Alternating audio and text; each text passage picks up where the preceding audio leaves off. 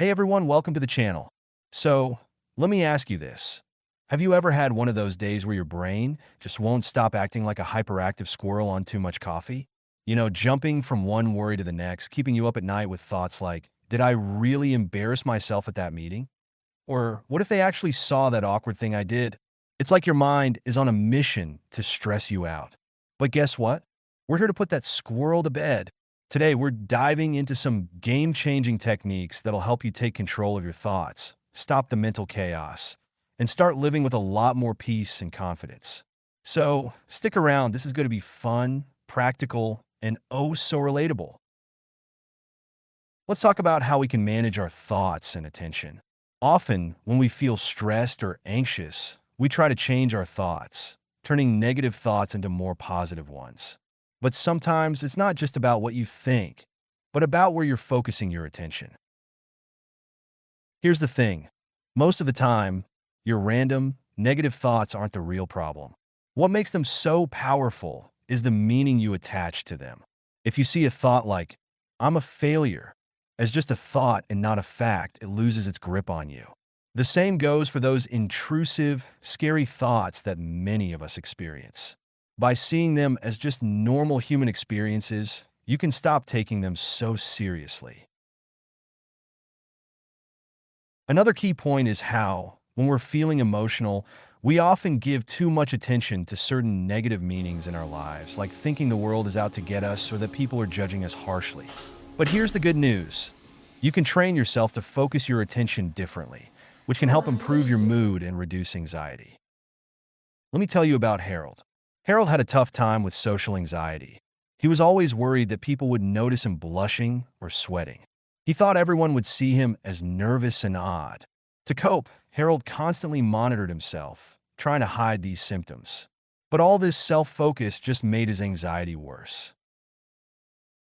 Harold learned about a technique where you shift your attention away from yourself and onto the world around you. He started practicing in non-threatening situations, like hanging out with his close friends. Instead of worrying about his blushing, he focused on what his friends were saying, the music in the pub, and the general vibe around him.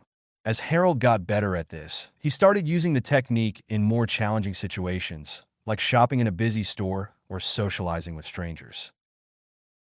Over time, Harold noticed a big change. The more he focused on external tasks like packing groceries or making small talk, the less anxious he felt. His symptoms of blushing and sweating began to fade into the background. Harold's confidence grew, and he now feels much more relaxed in social situations. Now, let's talk about Marie, who struggled with anxiety and often found herself overwhelmed by intrusive thoughts.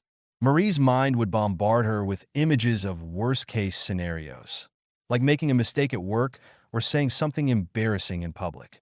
These thoughts felt so real and important that Marie couldn't ignore them, and they started to take over her life.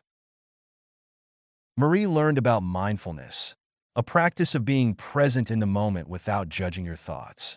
She started visualizing her thoughts as cars passing by on a busy road. Instead of trying to stop or control the traffic, she just let the cars, her thoughts, pass by. At first, it was really hard. Marie felt like she had to engage with every thought. But with practice, she got better at just watching her thoughts go by without reacting to them.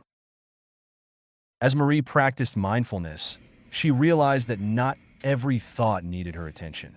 Some thoughts were just noise, static in the background.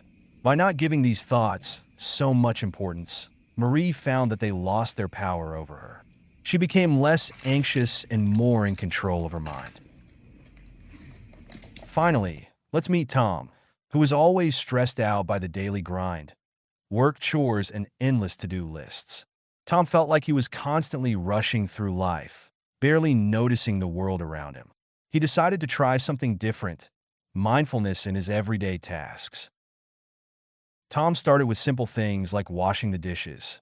Instead of rushing through it, he slowed down and paid attention to the smell of the soap, the warmth of the water, and the feel of the dishes in his hands.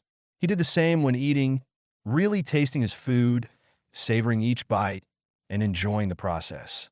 At first, it felt strange, but soon, Tom noticed that these small moments of mindfulness helped him feel more grounded and less stressed.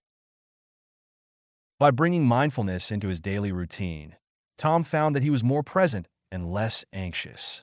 He realized that even the most mundane tasks could become opportunities to practice mindfulness and calm his mind. Incorporating these techniques, task concentration, mindfulness, and mindful daily tasks, can make a huge difference in how you experience life. They're simple but powerful tools that can help you shift your focus, manage your anxiety, and live a more peaceful, fulfilling life. So, whether you're struggling with social anxiety like Harold, battling intrusive thoughts like Marie, or just trying to slow down and enjoy life like Tom, these strategies can help you take control of your mind and your life. Remember, the key is practice. Start small, be patient with yourself, and keep practicing these techniques. Over time, you'll notice a big difference in how you feel and how you handle whatever life throws your way. Thanks for watching, and let's keep working on making positive changes together.